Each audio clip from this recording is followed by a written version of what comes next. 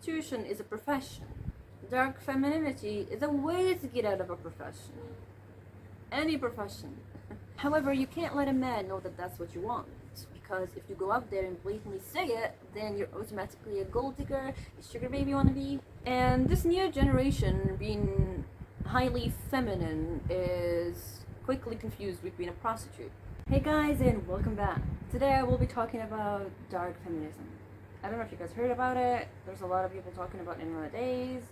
On TikTok, there's all these people teaching how to do it. And so I decided to look a little into it, mix it with my own culture, and today's topic is the baby of all of that. Being flown to Dubai or to Tokyo are one of the things a pretty girl would experience if she puts herself out there as single. Money, cars, houses, jewelry, it's all given to you for being aesthetically more superior than others. Taking money from a man was status quo for most of history, with wars and famines and just women outnumbering men in general. Women grew into their 30s single and unwed, with no child. And at the time, it was a very, very bad thing. Nowadays, it's normal. And especially if they had the status of a minority or a refugee. When racism was at its worst, bending to a wolf's will was the only way to survive. Prostitution is not a new concept, whether some like to admit it or no. It has been, and it still is, all around us. And you only see it when you look for it. And it could be a positive or a negative depending on the country, the culture, and the legislation. For example, the Netherlands versus Saudi Arabia, where in one you have all your rights and you pay taxes, in another one you get... And also old Japan, where they had cities that were just brothel cities for the fishermen and the workers and the samurai. And in order to survive under such a business, under a pimp or just working for yourself, you needed to be smart. A dumb woman or a dumb prostitute gets illnesses, gets diseases. She doesn't get paid, she gets beaten, she gets pregnant, she gets killed, and even worse, she falls in love with a poor man. The doors to that world opens after midnight. When Cinderella gets back home, prostitutes come out. Very smart and sneaky women who can laugh at an unfunny joke or cry on demand and give you the illusion of deep love. A world of ecstasy and drunken pleasure where everything feels good, and they are the agents of that feeling. The ones that keep you hooked and you never want to leave.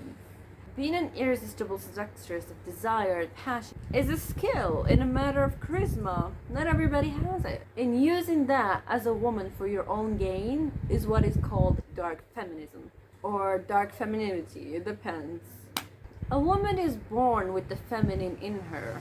But which one does she turn to be, whether light or dark, depends on where she grew up, how she grew up, her circumstances, and how she ended up in life. Dark femininity usually comes out of dark origins, unlike a normal stay-at-home girl. It came as a response to the light feminism that the alpha bros are preaching about, of being a ride or die until the end. Dark feminism, though, is distinguished by the subtlety of which women really benefit from a relationship, and that in being that a woman is benefiting limitlessly from the relationship. English. Part of the appeal of being a dark feminine woman is that it's the opposite of what's traditionally agreed upon that a woman should be. So they are like a new adventure, a new thing to explore and even outsmart. Women who are just soft and docile are not quite exciting as they used to be. But a woman who has accepted darkness as her ally, who wouldn't hesitate to ruin your life and send you on a roller coaster of emotions. Now that sounds fun. She has all the levers in her hand to make a situation flip to be in her advantage. And if she wants to, she can really hurt you and cause some damage. And so that sounds way more exciting. And like that, a man is charmed by her beauty and her personality and her presence. And he is submissive to every of her wills. And the women that play this game the best are women that don't look like they're playing any game at all. To be a seductive woman, you need to have had all sorts of experiences to know how your body works and how the other gender's body works.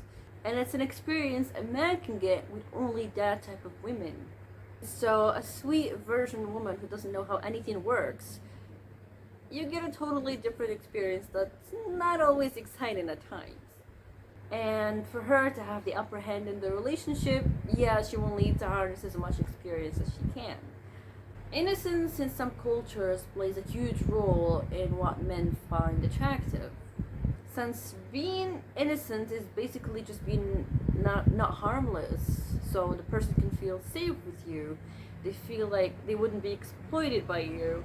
And so when all of his defenses are dropped, he can finally be the baby he always wanted to be with you.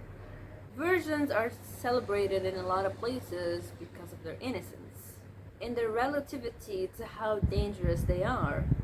In Japan, for example, a childlike innocence is heavily celebrated, and a lot of people usually call them, like pandering to pedos, but that's not the truth, it's just culture.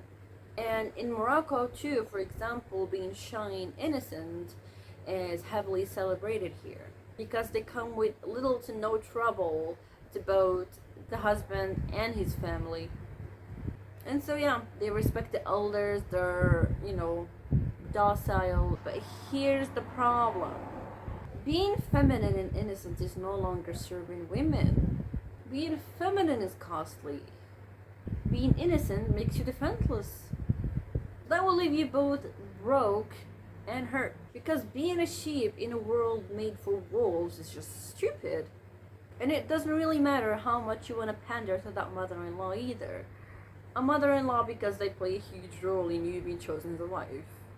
Being the perfect woman is usually depicted as having only a few characteristics. Like someone who is serving, someone who is giving, someone who is selfless, and someone who's always sacrificing. Meaning you're just a hollowed shell of a human who is good for nothing but pleasing everybody around them. But being a woman who is in her dark energy means the complete opposite. You're totally selfish and you seek to serve nobody but yourself. Nothing gets in your way either of achieving your ambition. Not a man, not a family, not society. There are no rules. And there's no man that will make you lower your standards or bring you to your knees. And this kind of sounds like the evil arc, or the villain arc of a once has been a feminine woman. How do you find a feminine woman? Oh, it's tricky because it cannot be measured. Now, femininity is something that can be summoned, it can be worn, it can be removed, it can be cosplayed, because it's simply an act. Yes, some people are like that, but you kind of have to be royalty for you to be that polite, that feminine, and for your reality to accommodate you having such a personality. So you kind of have to be in delusional fictional world, but so rich that your world is delusional and fictional to the rest of us. And so it can only be observed. Femininity can only be observed for when the mask falls here and there. That's how you know someone is actually feminine or not. But we all define femininity differently, so I don't know, depends on what you're looking for. And since femininity comes with a lot of downsides, one must wear it with a lot of caution. It's not worth being wasted in the wrong places, for example. Like going somewhere, anywhere, I'm not gonna put on full glam to go out there, because if I'm going there, I'm only taking care of something coming back, and not everywhere I want to go is a place where I want to find someone. The fine line between femininity and prostitution. And this new generation being highly feminine is quickly confused with being a prostitute, because you're always dressed to the T when you're feminine, so you're automatically attracting. Sometimes you don't even want to, but it's happening. And your standards are so high materially speaking, they're so high that you're only getting the best of the best, so people would easily confuse you for being someone that, sells their body for things. But the truth is, every woman wants to be spoiled.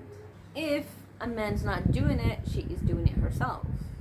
So that's like the common denominator. It's just for some people, it's easier for them to go out there and find somebody to do it and not do it themselves. Women are already able to do so on their own. And so adding a man to your life can only be done strategically from there on. And sometimes you just want the man because, well, you want them around. And sometimes you have to go 50-50 because of that, because of what you want. Not being able to rely on a partner still means that you're single. How are you taken if you're not taken care of? Beauty plus brain are the weapons of a good prostitute. And prostitution is a profession. Dark femininity is a way to get out of a profession. Any profession. Because women are kind of tired of working. Women are not made for hardship. Men are. When women are in hardship, they come out worse than they got into it. But men, it's the opposite. Men flourish in hardship. So thinking that a woman wants a job for the sake of the job is actually wrong. We work for the promise that one day we will have the lifestyle that we want and desire. And sometimes a woman who is in her dark feminine is a woman who used to be in her light divine feminine, but has gotten hurt or stabbed in the back, or something bad happened that made her change her ways and turn into a dark woman. And sometimes it's just someone who's a sociopath. They don't really care. And the weapons for that are a good face, a good body, and really, really good social skills. Because you need to control to be seductive, you need to control yourself. You need to really scrutinize yourself. And so, don't come for me for that information. I wouldn't know. And a woman who is desired is a woman who is given the illusion that she's single, that she's available. And so a man is hooked on that fantasy that it is still possible for her to be his. Beauty that will capture a man, capture his heart and mind, and make him hers. It's when an empath becomes a sociopath. Now let's talk about some of the characteristics of a dark feminine woman. A dark feminine woman is a woman who's not scared to unleash her beauty. Like, a lot of girls, they tend to put on brakes on how good they look and how feminine they can be. With a dark feminine woman, it's the complete opposite. She's not scared to be borderline provocative at all times. A woman who doesn't really have to work extra hard to get anything from anyone. She is just desired, so everything is given to her without her even asking. She is a woman that's keeping a man hooked based off a promise, and so he is giving his entire life to her based on just that, knowing there's other competition. She is a woman whose loyalty is bought. You want her to be loyal to you, you have to buy that. Name your price. But with equality and, that movie, the natural option to be a spoiled housewife is no longer on the table. And so women took a step back, analyzed the situation, and decided that they wanted to go back to nature, to how things used to be, the old dynamic. And even though it's controversial, but being a housewife is, yes, the right that women want to get back into. Because you want your time back. You want yourself back, but you have to buy your time, and you only buy a fragment of your time, which is vacation, while you're working all of your life to get 2 weeks off. That's like how much your time is worth.